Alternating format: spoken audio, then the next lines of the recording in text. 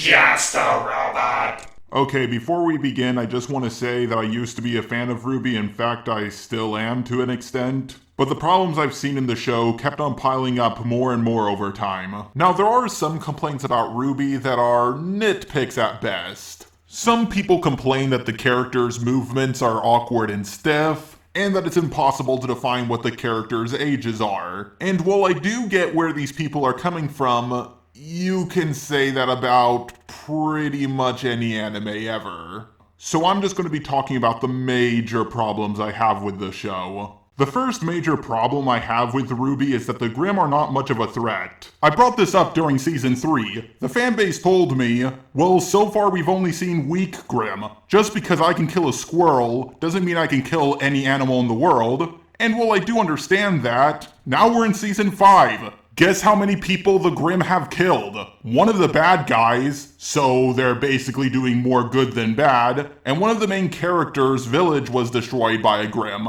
But honestly, he seemed like a super one-of-a-kind Grimm. And he was killed by a bunch of huntsmen who are still in training, one of which was the Yamcha of the group. In the first trailer of RWBY, we see RWBY take out 50 werewolf Grimm. We see giant scorpion and giant bird Grimm get taken out by a few students. We later see a train-sized snake Grimm who gets taken out by a hammer to the head. We see a giant dragon Doomsday Grimm get killed by RWBY just looking at it. The Grimm are not a threat, and probably will never be a threat. Compare them to the Titans from Attack on Titan. You see them kill several innocent civilians, Titan hunters, and yes, even high school students. Bleach is not that great of a show, but at least you see a Hollow almost kill Rukia and kill Udio's grandfather. They eventually do become total cannon fodder, but at least the first 4 were pretty threatening.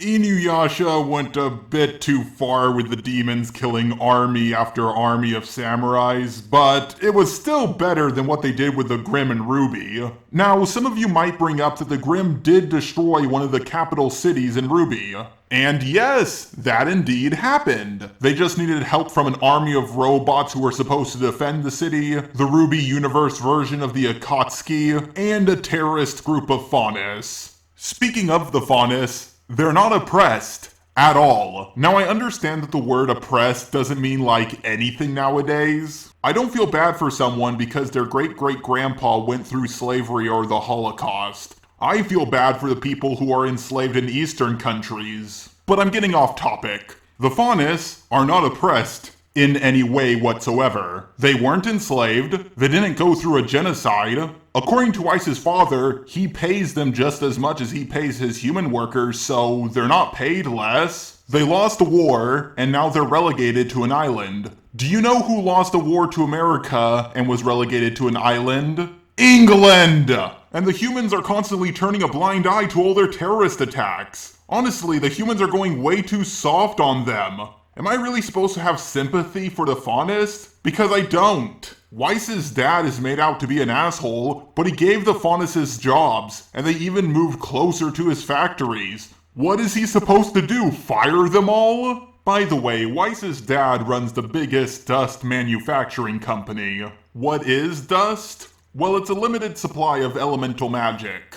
In fact, it's so rare, Weiss seems to be the only one who has it. In the first episode, you see a bunch of criminals robbing a dust store, which you think would be harder than robbing a gun store, but apparently it's easy. What do the criminals do with the dust they stole? Absolutely nothing. It's never brought up again. You see Blake use it once, but that was because Weiss gave it to her. You may be noticing a common theme. Things are introduced, but they don't do much with it. The Grimm are introduced, but they get defeated really easily every single time. Dust is a really powerful substance, but it's never used. And there's even robots in mech suits, but they barely do anything with them. The first time we see a mech suit, it takes on 4 huntresses. Honestly, just get a few dozen of these mech suits, upgrade them with dust, and your Grimm problem is all over and done with.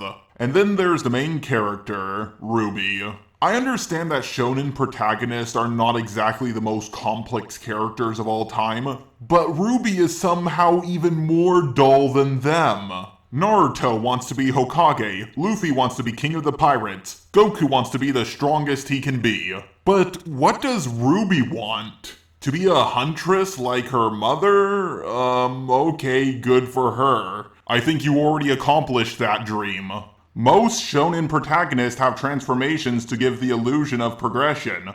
Goku has Super Saiyan forms and now Super Saiyan God forms. Naruto has Tailed Beast transformations and Sage Mode transformations.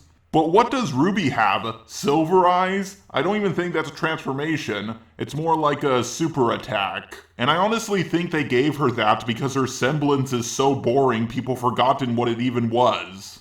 John would make a better main character. He started off as an underdog.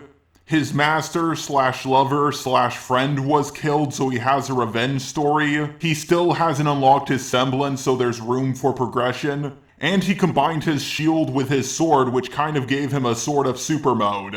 Hell, I think the writers even forgot she was the main character. All her friends went on their own adventure and she was stuck on a team with John. And who knows, maybe the series would have been better if the creator was still alive. Oh yeah, for those of you who don't know, RWBY was created by Monty, and halfway through the production of Season 3, he died. And it was pretty upsetting, a whole bunch of people made videos about it. I knew about Monty when he was making his Dead Fantasy series. And when I heard he had a chance to make his own anime, I was really happy for him. Sure, the series had a ton of flaws, but this was his first series. After this, I knew he was going to get a lot better. But then he died, and it was so upsetting because I thought he was going to go on to be a legendary animator, like the next Walt Disney or something. And there are seriously people in the RWBY fanbase who will use Monty's death to push a point. Monty once said there would be LGBT characters in RWBY. So far we only had one lesbian character in Season 5, but of course that's not good enough for the shippers. One really infamous Tumblr post said, "If the people working on RWBY don't make my ship of Yang and Blake canon, then they're not doing what Monty really wanted, are they?" Oh my god, Monty said LGBT characters would be a thing, therefore my specific ship has to be canon. You're completely delusional if you think for a second that if Monty was still around, that would happen. There was also a shipping war between the people who ship Blake and Yang together, and the people who ship Blake with Sun Wukong. This got so bad that the voice actress for Blake came in to try to stop it, and she got major backlash for it. Kind of reminds me of what happened with the Steven Universe fanbase. But that's a video for another time.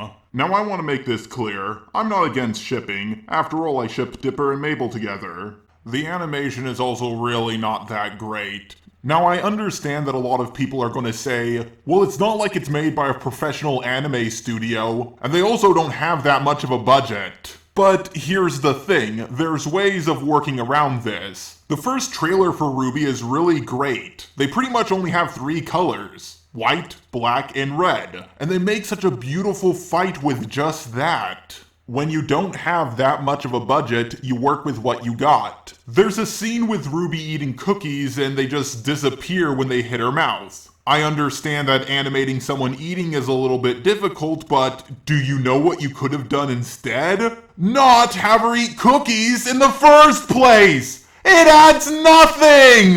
Was it a necessary scene? Was Monty telling people that I had to be in or the whole plot would fall apart? Overall, RWBY is a poorly animated show with boring characters in a world that's horribly built, and there's almost no tension. But hey, on a more positive note, here's the new piece of fan art. I was waiting for someone to make this joke for a very long time. Glad someone finally did. And I know you guys have been waiting for it for quite a while, but I'm finally gonna do Roast a Robot next week. Unless, of course, something goes wrong and it's delayed. So if you want to make a 30-second video roasting me, this is your last chance. Please title it #RoastingTheRobot so I can find it. Also, tweeting the video at me or messaging me the video also helps.